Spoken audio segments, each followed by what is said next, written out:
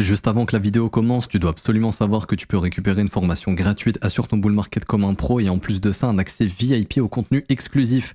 Défile dans la description de cette vidéo, clique sur le premier lien juste ici, clique sur obtenir gratuitement, remplis ce formulaire, trade sur notre plateforme partenaire BitGet et obtiens le contenu VIP qui te permettra de trader à mes côtés en suivant mes stratégies et un accès VIP sur mon Discord. Également, tu recevras automatiquement mon top 5 altcoin pour 2024. Tu peux retrouver une vidéo qui t'explique tout dans la description. Juste ici, bon visionnage. Bonjour à tous, j'espère que vous allez bien. On se retrouve pour le brief du lundi 25 mars 2024. On se fera un point Bitcoin, Ethereum aujourd'hui et vous avez choisi en commentaire d'analyser AVAX. On va l'analyser aujourd'hui. Je remets du coup en jeu SUI contre Tao. C'est à vous de décider pour l'analyse. Donc soit Tao ou SUI en commentaire et le commentaire qui reviendra le plus gagnera l'analyse. Alors du coup, le Bitcoin, on va faire assez simple. Je suis sur le graphique en daily ici. Hop, je vais juste bien mettre le fib. Et donc, on avait une autre bottom qui s'était formée sous tous les stops du dernier creux, donc sous cette petite mèche ici, belle phase de rebond. On a eu un retest du dernier creux ici pour l'instant qui se passe assez bien et la question c'est est-ce qu'on va réussir à former ici un creux ascendant. Pour former ce creux ascendant, il faudra aller casser le sommet du rebond qui est juste ici. Si le Bitcoin arrive pour moi à s'installer au-dessus des 68 300 $, on pourrait avoir une belle structure ici, un beau W bottom et une inversion dans le comportement du prix, c'est-à-dire un marché qui arrive à refaire des creux ascendants et qui pourra tenter d'aller faire un nouveau sommet, c'est-à-dire en gros aller récupérer les stop-loss au-dessus des 74 000 $ et poursuivre la dynamique, car on en parle, mais en daily, tant que le prix ne vient pas s'installer sous les 59 000, techniquement cette dynamique est toujours haussière et donc l'objectif c'est d'aller faire un nouveau sommet. Imaginons que le Bitcoin fasse un petit mouvement un peu, comment dirais-je, petit mouvement d'enfoiré, c'est-à-dire je viens breaker ici, mais je me fais repousser dans ces niveaux, c'est-à-dire dans la zone de rechargement de short, et je réintègre derrière ce que j'ai breaké, ça serait vraiment pas positif, et à ce moment-là, on aurait de grandes chances d'avoir un mouvement correctif plus profond, direction, je pense, déjà sous les 59 000, après ça serait entre 51 000 et 54 000 $ à mon avis.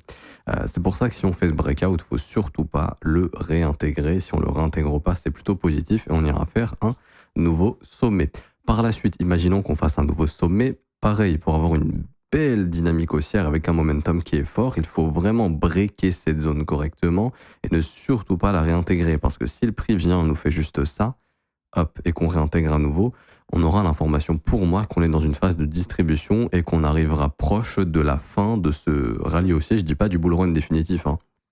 Je dis juste que il y aura à un moment donné une phase corrective assez forte, ok, qui calmera un petit peu le marché pendant plusieurs semaines, le temps que des bottoms se reforment, etc. En gros, l'idée, ce serait d'avoir quelque chose comme ça, ok. C'est pour ça qu'il faut faire extrêmement attention, parce que c'est exactement la pattern qu'on avait eue en 2021, ici, hop, avec justement un Bitcoin qui casse ses sommets mais qui les réintègre, hein, donc cassure mais réintégration, jusqu'à ce que le prix justement aille récupérer tous les stops qui se sont accumulés sous tous ces creux, et là on a eu la grosse correction ici, où le Bitcoin était passé de 69 000 à 29 000, donc moins 55%. Après, bien sûr, tout est remonté, ça sera un peu la même optique, mais ce sera la première grosse correction du marché. Donc, ce qu'il faut bien retenir pour aujourd'hui, c'est les deux niveaux qu'on a là, c'est-à-dire le plus bas qui a été trouvé aux 60 600 $. Pour moi, on n'est pas censé retourner sous ce niveau, si on est vraiment dans une optique d'avoir un prix qui monte. Et il faut aussi breaker le niveau des 68 200 $ pour tenter d'aller faire un nouveau sommet. Je répète que faire une action de prix comme ça, ce serait pas du tout bullish. Si vraiment on break ce niveau, il faut surtout pas réintégrer. Maintenant, sur une unité de temps court terme, ici je vais aller en 15 minutes, on a beaucoup de zones de liquidité jusqu'aux 70 700 $. On s'en rapproche de plus en plus. Déjà on a le plus haut daily d'hier, on a un plus haut daily qui avait été formé le 21 mars, on a des hautes sessions ici, on a des sommets dans tous les sens, donc il y a une énorme zone de liquidité. On peut liquider des stops, on peut liquider des shorts, au-dessus des 70 700 $. Ici. Donc, pour moi, très vite, ça peut aller à 70 700 $. Maintenant, dans la lecture de la dynamique du prix, le dernier sommet est ici, pour l'instant, depuis notre rebond, donc les fameux 68 200, 68 300. On arrive dans la dernière zone ce matin, sur ce pump de ce week-end, pour retourner le prix, c'est-à-dire maintenir toujours ces sommets descendants ici qu'on voit. les garder intacts et retourner le prix. Donc là, à l'heure où je fais cette vidéo, donc il est 6h13 du matin en France, le marché va devoir vraiment breaker le creux des 68 300 $ pour rompre en fait cette dynamique baissière qu'on a, dans laquelle le marché ne fait que des sommets descendants. Parce que là, on est dans la zone où le marché peut se retourner pour aller faire un nouveau plus bas comme ceci, pour maintenir en fait intacte cette dynamique baissière. Donc voilà, là, il faut vraiment faire attention ici. Il faudrait vraiment que ça break assez rapidement, idéalement dans la journée. Encore une fois, je le rappelle, les mouvements de week-end ne sont pas hyper intéressants. C'est pour moi l'Open US qui va confirmer ou non cet élan qu'on a eu ce week-end. Si le marché américain ouvre et qu'on a une attaque baissière, ça sent pas très bon pour Bitcoin. Concernant ETH ici, alors Ethereum, je vais d'abord aller en daily. Non, d'abord en weekly, vous vous souvenez, Ethereum avait potentiellement une pattern de retournement baissière qui ne s'est pas confirmée tant qu'on ne clôture pas sous le niveau des 3415 $. Il n'y aura pas de confirmation et ça ne s'est pas confirmé. Clôturer sous ce niveau, ce ne serait pas bon. Ok, je le rappelle, pour l'instant, c'est pas le cas, donc tout va bien. On repasse en daily ici et vous vous souvenez, on avait vu, pour moi, il faut clôturer au-dessus de cette bougie baissière pour l'avaler entièrement et pouvoir, pareil comme sur Bitcoin, avoir cette belle structure. Donc là, ça sera plutôt ce niveau ici, ça a bougé un petit peu. Hop. Mais si on peut breaker au-dessus des 3600 $, on aurait ce beau W bottom ici qui pourrait également nous indiquer qu'on est prêt à repartir et aller faire un nouveau sommet sur ETH. Pourquoi pas? En revanche, même chose, si on break ici et qu'on va dans la zone de rechargement de short et que ça réintègre, ça serait vraiment pas bullish du tout et ça indiquerait une correction plus profonde. Ok. Donc ce que vous devez surveiller pour faire extrêmement attention, en cas de breakout ici, tant que ça ne réintègre pas, c'est bullish, ok? Et je pense qu'on ira faire de nouveau plus haut. Donc votre invalidation, pour moi en tout cas d'un point de vue technique, l'invalidation haussière, c'est la réintégration du breakout. Au moment où on fait ça, c'est pas bullish du tout. Ça veut juste dire qu'on est venu récupérer des stop loss, que le marché réintègre le break qu'il a fait et qu'il va aller en fait liquider les acheteurs. Donc en gros, ça voudrait dire, ok, on break, ok, on est venu prendre des stops, très bien, il n'y a plus assez de jus, et là on va s'attaquer à tous les creux et tous les stops qui se sont positionnés sous les 3040 $, on ira s'attaquer à tous ces creux également, donc de quoi avoir une correction plus profonde, ok.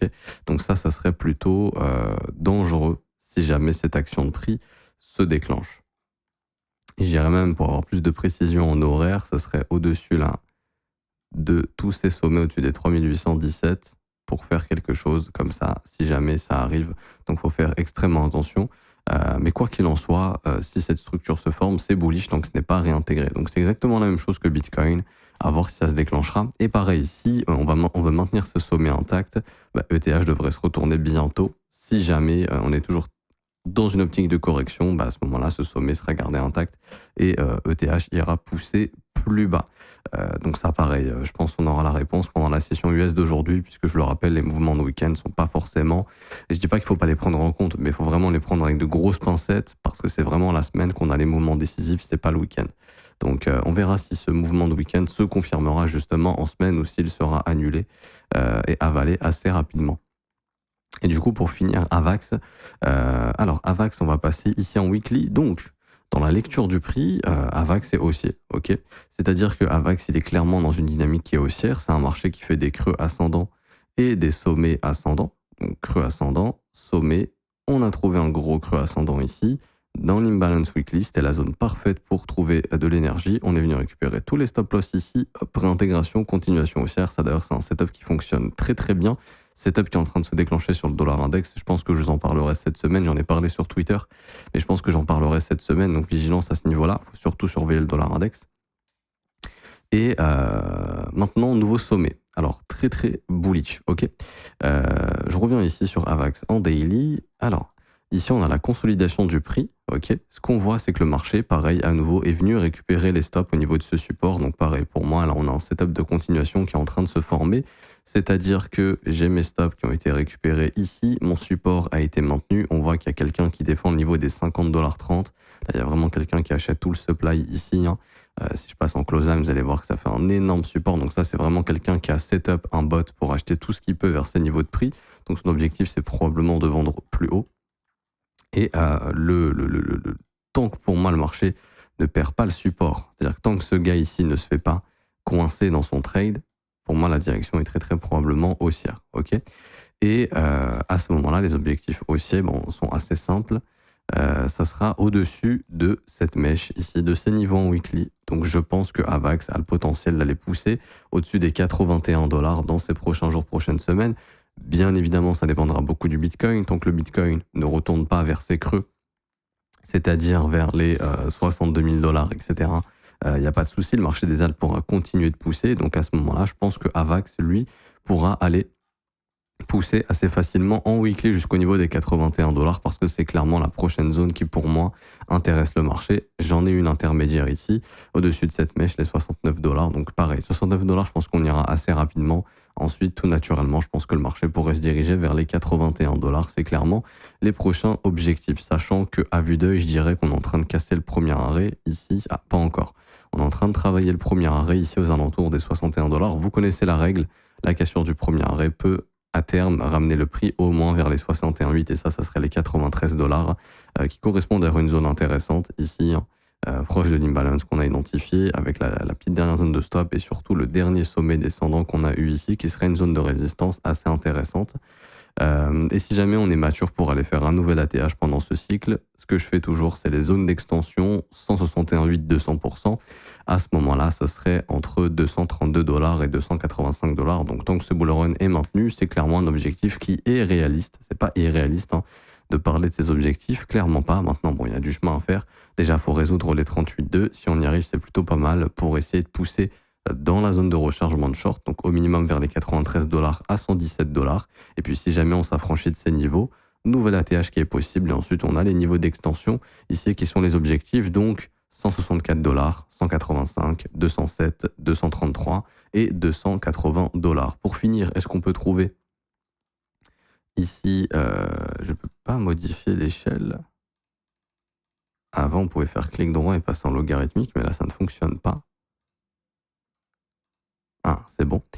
Logarithmique, est-ce qu'on n'aurait pas un canal pour avoir des objectifs haussiers? On a un canal ici, mais ce sera des objectifs complètement irréalistes. Non, du coup, non, j'ai pas vraiment d'objectifs ici que je peux estimer réalistes.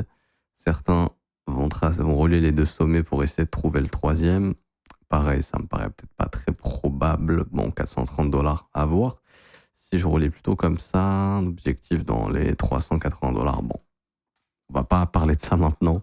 On n'est qu'à 56 $. On verra ce qui sera fait de ces prochains mois. Mais en tout cas, voilà, plutôt positif pour moi, Avax.